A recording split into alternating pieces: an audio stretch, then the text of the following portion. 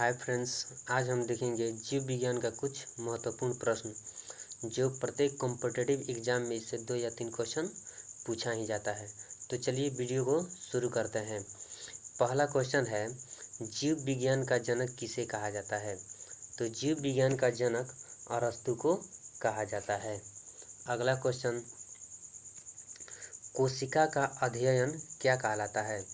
तो कोशिका का बायोलॉजिकल नेम होता है साइटो, CYTO, साइटो, और साइटो से ही बना है साइटोलॉजी। अतः कोशिका का अध्ययन साइटोलॉजी। अगला क्वेश्चन है, जीव विज्ञान को कितने भागों में बांटा गया है? तो जीव विज्ञान को 2 भागों में बांटा गया है। कौन? जूलॉजी और बोटनी, यानी कि जंतु विज्ञान और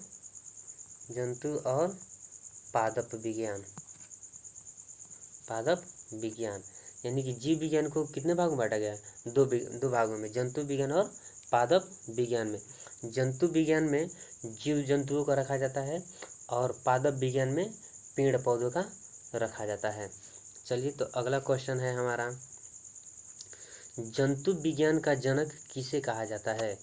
तो जंतु विज्ञान का जनक अरस्तु को कहा जाता है। जीव विज्ञान का जनक भी अरस्तु को कहेंगे और जंतु विज्ञान का जनक भी अरस्तु को ही कहा जाता है। चलिए अगला क्वेश्चन देखते हैं। अगला क्वेश्चन है, जीवन की इकाई क्या है? तो जीवन की इकाई कोशिका है। हम जानते हैं कि हमारा पूरा शरीर जो है कोशिकाओं से ही बना है। चलिए अगला क्वेश्चन देखते हैं। एक समान कोशिकाओं के समूह को क्या कहते हैं? तो एक समान कोशिकाओं के समूह को उत्तक कहा जाता है। एक समान कोशिकाओं के समूह को उत्तक कहेंगे। ए इज राइट आंसर। चलिए अगला क्वेश्चन देखते हैं। अगला क्वेश्चन है, सर्वप्रथम जीवित कोशिका की खोज किसने किया था? तो सर्वप्रथम जीवित कोशिका खोज किसने किया था? Antonie van Leeuwenhoek. ठीक है, यानी कि आंसर डी। देखिए, कहेगा कि जीवित कोशिका की खोज किसने किया था, तो कहेंगे एंटोनी वन लीवेनहॉक।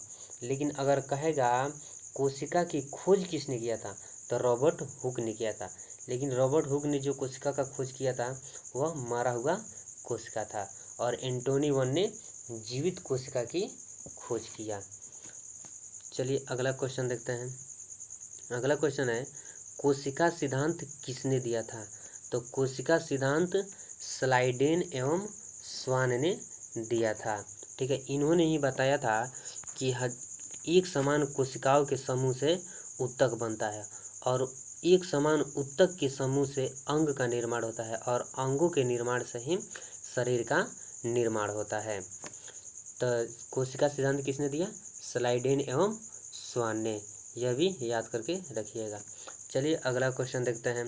अगला क्वेश्चन है, सबसे बड़ी कोशिका कौन है? तो सबसे बड़ी कोशिका जो है शुतुरमुर्ग के अंडे की होती है। चलिए अगला क्वेश्चन देखते हैं। अगला क्वेश्चन है, सबसे छोटी कोशिका कौन है? तो सबसे छोटी कोशिका माइकोप्लाज्मा की होती है। देखिए, दुनिया में सबसे बड़ी कोशिका शुतुरमुर्ग के अंडे की और दुनिया में सबसे छोटी कोशिका माइकोप्लाज्मा की होती है। चलिए अगला क्वेश्चन है, अब कह रहा है कि मानव में सबसे बड़ी कोशिका कौन है? यह मानव की बात कर रहा है, तो मानव में सबसे बड़ी कोशिका हो जाएगी मादा के अंडाणु की, ऑप्शन डी। अगला क्वेश्चन देख रहे हैं। कह रहा है मानव में सबसे छोटी कोशिका, तो मानव में सबसे छोटी कोशिका हो जाएगी नर के शुक्राणु की। देखिए, मानव में सबसे बड़ी कहेगा तो मादा के ओवम, ओवम यानी कि अंडा को क्या कहा जाता है? ओवम। ठीक है, तो बड़ा कहेगा तो मादा के अंडाणु की और छोटा कहेगा तो नर के शुक्राणु की, जिस नर शुक्राणु को स्पर्म भी कहा जाता है। चलिए अगला क्वेश्चन देखते हैं। अगला क्वेश्चन है, सबसे लंबी कोशिका कौन है? तो सबसे लंबी कोशिका जो है न्यूरॉन है, यानी कि ब्रेन की कोशिका, तंत्रिका तंत्र, हिंदी में तंत्रिका तंत्र कहते हैं और इंग्लिश में न्यूरॉन कहते हैं। चलिए अगला क्वेश्चन देखते हैं। अगला क्वेश्चन है, सर्वप्रथम किसने बताया था कि पौधों में भी जान होती है? तो सबसे पहले भारत के ही एक वैज्ञानिक थे जिन्होंने बताया था कि पौधों में भी जान होती है। कौन थे? तो जगदीश चंद्र बोस, याद करके रखिएगा। चलिए अगला क्वेश्चन देखते हैं। अगला क्वेश्चन है कोशिका झिल्ली किसकी बनी होती है? देखिए, तो कोशिका झिल्ली जो है प्रोटीन और लिपिड की बनी होती है। अगला क्वेश्चन है माइटोकॉन्ड्रिया की खोज किसने किया था? तो माइटोकॉन्ड्रिया की खोज अल्टमैन ने किया था। अगला क्वेश्चन कोशिका भित्ति किसकी बनी होती है? तो कोशिका भित्ति सेलुलोज की बनी होती है। देखिए, कोशिका झिल्ली कहेगा तो प्रोटीन और लिपिड की, और कोशिका भित्ति कहेगा तो सेलुलोज की बनी होती है। और कोशिका भित्ति जो है यह पादप कोशिकाओं में पाया जाता है, जबकि जंतुओं में, मनुष्य में, चाहे कोई भी गाय बकरी कोई भी हो जीव उसमें जो है कोशिका झिल्ली मिलता है, और पेड़ पौधों में कोशिका भित्ति पाई जाती है। चलिए अगला क्वेश्चन देखते हैं। अगला क्वेश्चन है कोशिका का पावर हाउस या बिजली घर किसे कहा जाता है?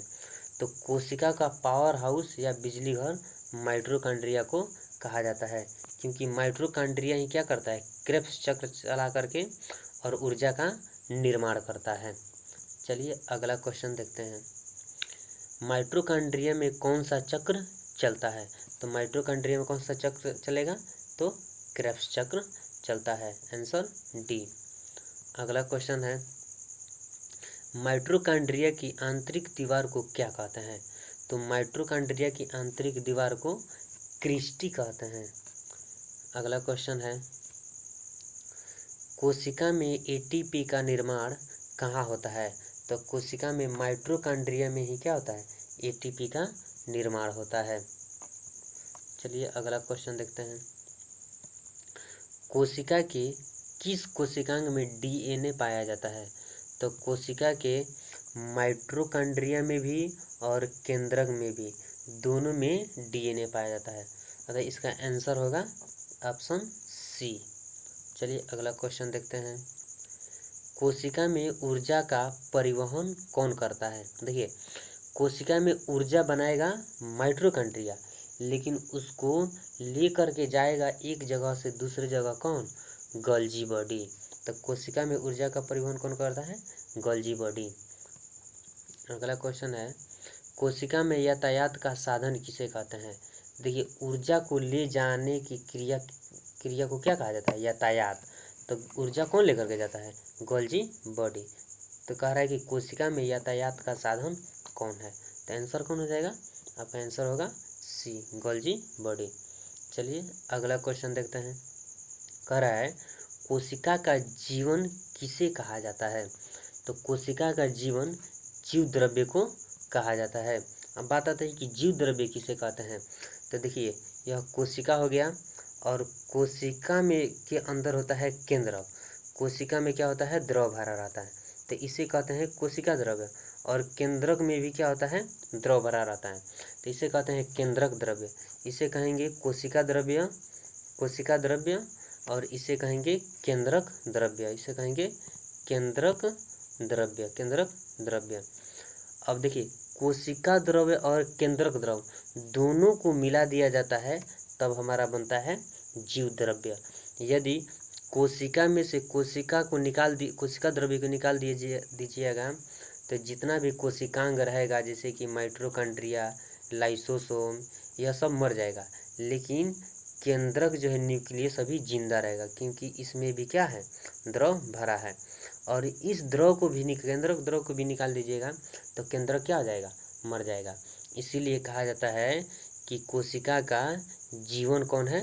तो जीव द्रव्य, यानी कि कोशिका द्रव्य प्लस केंद्रक द्रव्य को मिला करके क्या बना है?